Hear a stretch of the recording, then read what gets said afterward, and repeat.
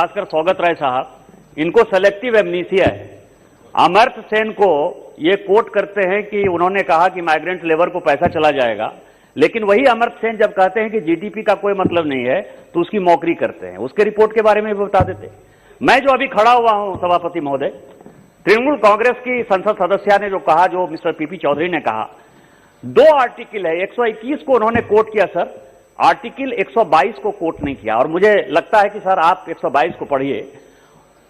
दोनों के बीच में डिवीजन है। जैसे हम जज के बारे में कुछ नहीं बोल सकते, उसी तरह से इस पार्लियामेंट के एमपी के बारे में, या खासकर आप जो अभी चेयर पर हैं, यदि कोई रूलिंग आपने दे दिया उसके बारे में भी कोर्ट में डिस्कशन नहीं हो सकता।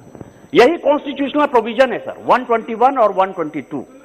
और इसके बाद जो तृणमूल कांग्रेस की एमपी ने जो बातें कही चीफ जस्टिस ऑफ इंडिया के लिए, वो भारतीय जनता पार्टी ने या इस सदन में कभी इस तरह की चर्चा नहीं हुई। आपको यदि ध्यान हो सर, 73 में 3 जज को बाईपास करके चीफ जस्टिस ऑफ इंडिया बना दिए गए मिस्टर एएन रॉय। हमने कभी भी, मैंने अटल जी के भाषण को, अडवाणी जी के भाषण को, चंद्रशेखर जी के भाषण को, सोमनाथ चटर्जी जी के भाषण को सुना, किसी ने ये नहीं चर्चा, क्योंकि प्रधानमंत्री ने ये काम किया था सर।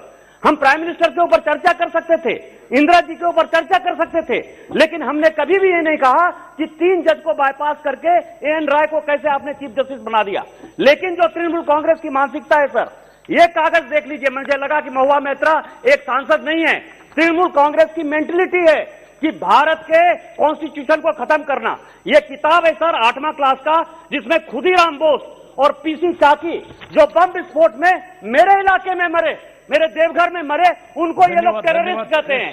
जिनको इस तरह से अपने फ्रीडम फाइटर पर, इस देश के कॉन्स्टिट्यूशन पर, इस देश के पार्लियामेंट पर भरोसा नहीं है, वो तृणमूल कांग्रेस है। और मेरा आपके माध्यम से आग्रह है कि महुआ मैत्रा के ऊपर, और ये इंडियन एक्सप्रेस में ये न्यूज छपा है सर, इंडियन, आपने कहा कि एक्सपंज हो गया है, लेकिन इंडियन एक्सप्रेस में ये न्यूज छपा है, सोशल मीडिया में ये जब पूरा वायरल हो रहा है। मेरा आपके माध्यम से आग्रह है कि उनके ऊपर प्रिविलेज किया जाए और उनकी सदस्यता समाप्त की जाए। जय हिंद, जय